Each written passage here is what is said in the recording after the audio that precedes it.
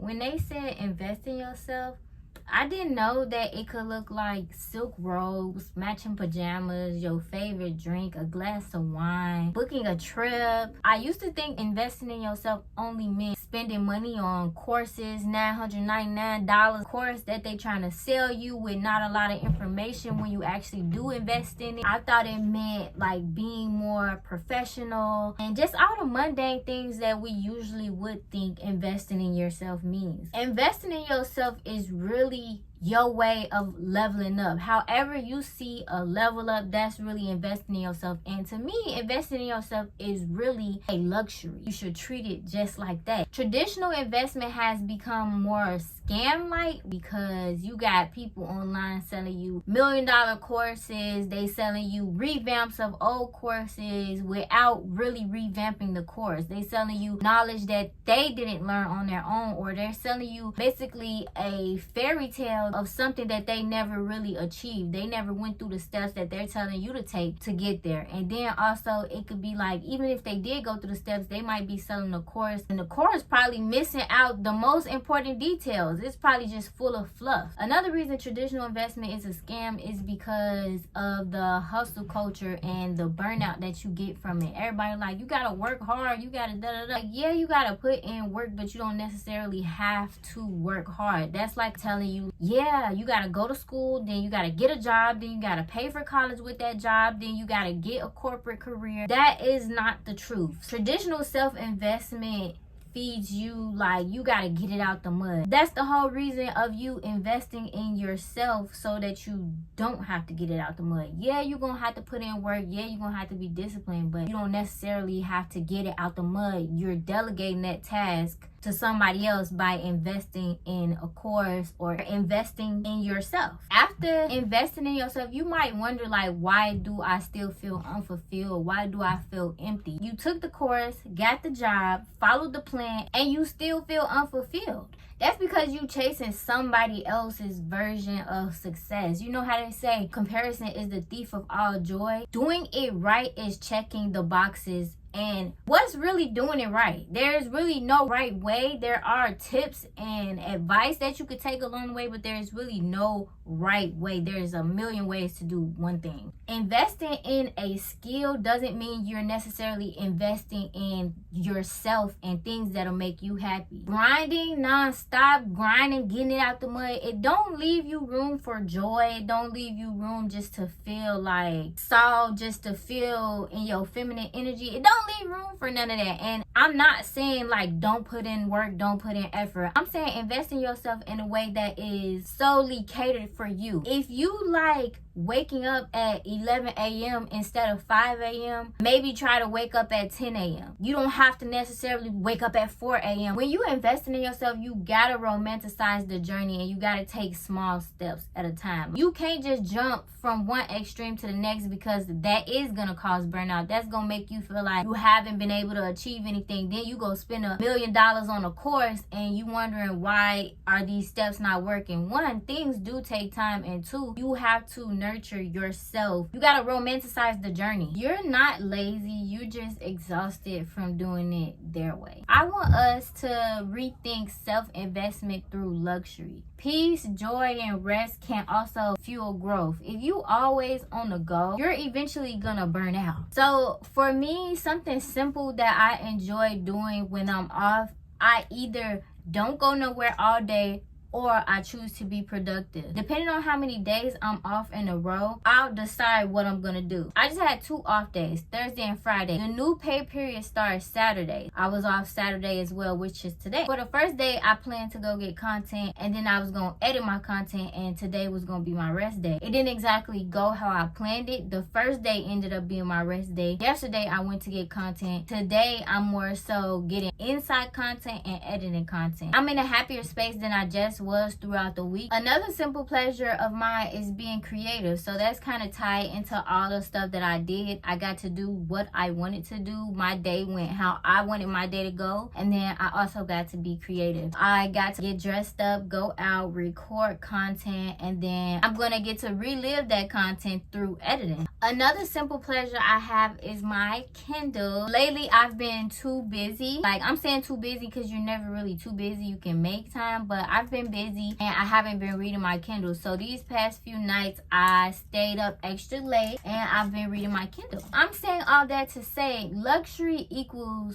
intention and experience and the feeling you get, not necessarily price. Building a soft life is luxury. Investing in yourself as a woman is luxury. These are things that are not considered as necessities, but when you rethink self-investment through luxury, then these things do become a necessity. These things do become a part of your routine that you can't go without. And you're allowed to feel good when building your dream life. You gotta romanticize the journey. If you're unsure, this is your guide to making luxury a way as self-investment for you. Another simple pleasure that helps me feel recharged is getting dressed up, taking the time to pick out an outfit that makes me feel cute and sexy, taking the time to make sure my hair is cute, taking the time to make sure I like how I look before I go out, and also taking the time to make sure I feel the feeling that I need to feel when I put on my outfit. If I don't feel like, oh yes, then I change my outfit. The vibe gotta be right or it's gonna affect how your day goes. When you put on your outfit, it should encourage you to stand up straight. It should encourage you to get things done. It should encourage you to want to invest more into the luxuries for yourself. Since I started getting dressed, since I started filming content, making my days go how I want them to go, and actually trying to be productive on my off days, but in a way that feels like luxury to me,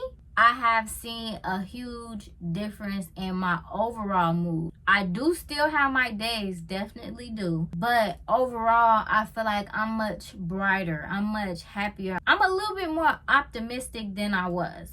I'm a little bit more, okay, we gonna find another route if this way don't work. We gonna figure out how to pivot. Investing in myself in ways that feel like luxury to me, making sure my nails are done, hair, outfit, just looking good, getting on camera, showing up, being consistent. These are all ways that feel like luxury to me, and these are all forms of self-care that matters to me. You gotta figure out what's self-care for you. It doesn't necessarily have to be getting your nails done and getting your hair done. But I have seen a big change in my overall mood, in my overall thought process. Instead of me seeing a problem and just melting over the problem, I figure out a way to pivot and find a solution to that problem. I'm more solution oriented these days, and I really do know that it is from me investing in myself in ways that feel like luxury to me. Before we go, I do want to leave you with a few ways to create your own luxury self-investment plan or your guide to soft life living.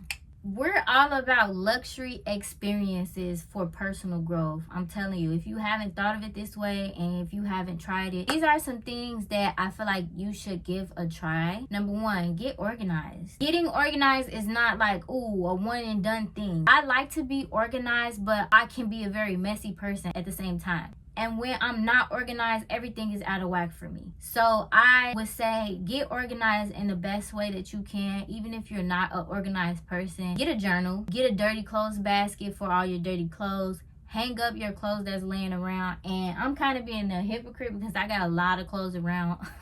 We ain't gonna talk about me. I just said I'm in and out, okay? This is my planner. Get you a journal, a notebook, a planner, whatever. And then you're going to brain dump. You're gonna brain dump hobbies that you love, hobbies that you want to try, and you're gonna make a to-do list of all the things that you need to get done. And then on that to-do list, the top 3 things, mark them as priority. Put a little star next to them or whatever. If you want a more detailed video about organization through writing and brain dumping, let me know, because That's my forte. Now, when you make this list, don't make the list stupid long. Don't have like 50 things on your to-do list. It's okay to have 5. It's okay to only have 3. This is something that I had to learn because my list would be long and overwhelming and I would just keep adding stuff because it didn't look like enough. 5 is enough. You want to do short-term lists. You don't want to do a whole laundry list. On that list should be a load of laundry, okay? For the hobbies that you love, I want you to pick one of them and dedicate 30 minutes to that hobby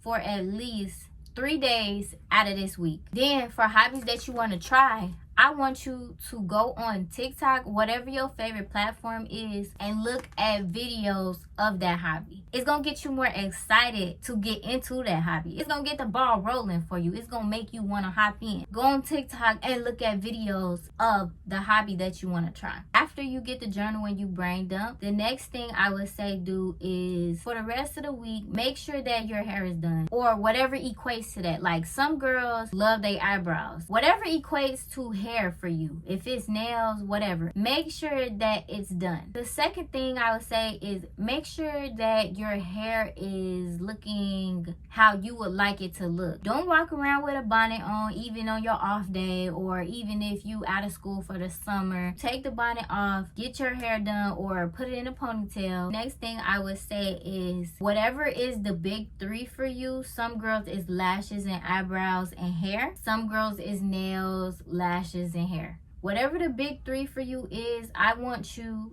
to make sure that you have that done for the rest of the week. Yeah.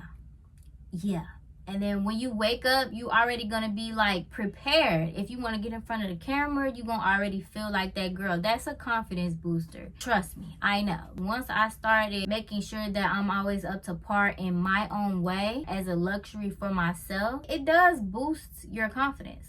It did boost my confidence. It did make me feel like I'm always prepared. The third thing I would say is get them toes done or do them toes. Girl, when you look down and you see them toes done, even in the winter time, you look down and you see your toes done, you're going to feel like that girl because a lot of people don't keep their toes done because it's winter. They think, oh, I'm not showing my feet, so my toes don't got to be done. Yes, your toes need to be done 24/7 all year round.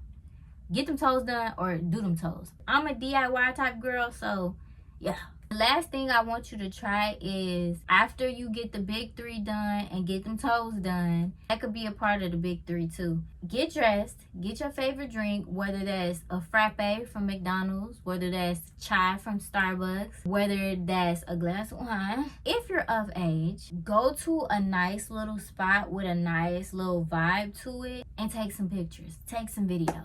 Yes, take pictures and videos so that you'll have this moment in memory to look back on to see the progress that you've made from investing in yourself in ways that feel like luxury to you. Yeah.